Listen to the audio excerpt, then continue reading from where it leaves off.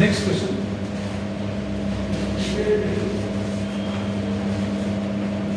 The statement given in the description, calculate the binding energy per nucleon. Binding energy per nucleon calculate करनी है in MeV of the carbon 12 atom. The data which is given, mass of the carbon atom is given 12 units. 12 units दिए हैं, and how many? 6 zeros I think.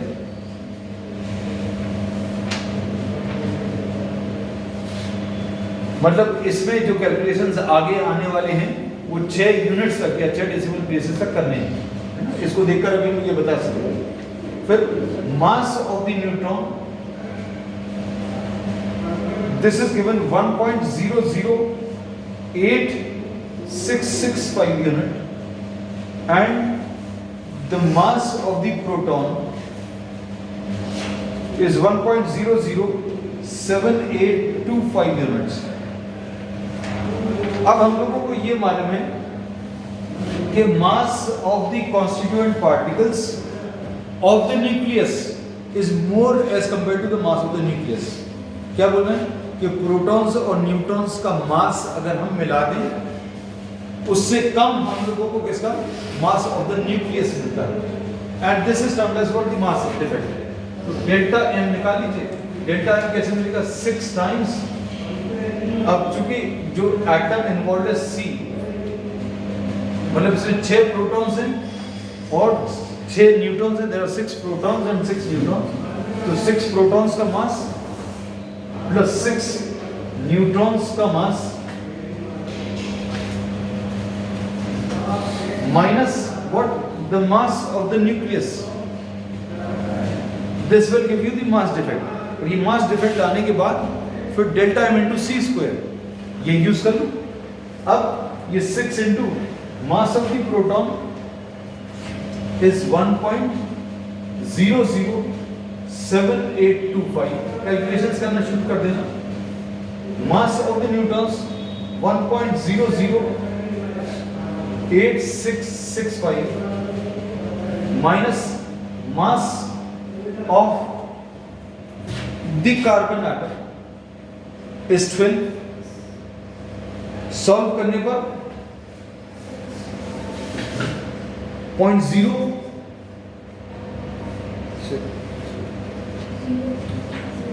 0998 09894 AMB. This is the mass defect. Mass defect is what? The difference of the mass of the constituent particles, जिन particle से मिलकर nucleus बना है, और मास of the nucleus, दोनों को माइनस अगर करेंगे this will give you the mass defect. And the binding energy will be delta M into C square. ये जूल्स के टर्म्स है. और अभी हम लोगों ने इसको डायरेक्टली सॉल्व कर सकते हैं. Delta M into 931 mega electron volts.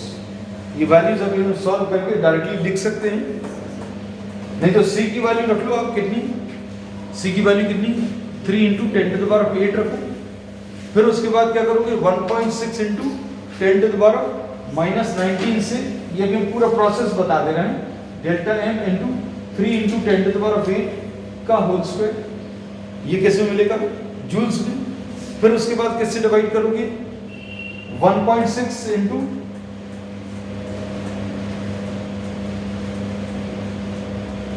10⁻⁻19 से डिवाइड करोगे तो ये इलेक्ट्रॉन वोल्ट्स में आ जाएगा. फिर उसके बाद 10⁻6 से अगर डिवाइड करोगे तो मेगा इलेक्ट्रॉन वोल्ट्स ऐसा मिलेगा. लेकिन अब ये लोगों ने बोला ये डायरेक्टली कैलकुलेट कर सकते हो. BE binding energy 0.009894 into 931 MeV. 0.09.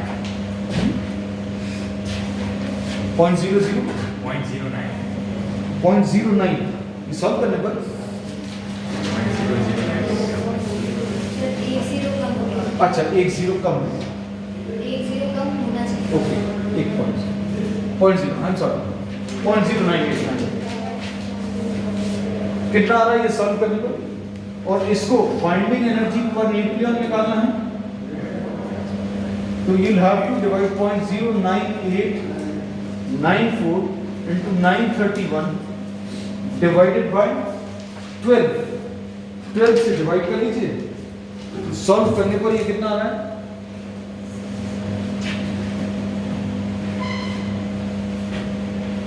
7 point कुछ आएगा 7.67 आगे 76095। 67 की जगह 68 मेगा इलेक्ट्रॉन क्लियर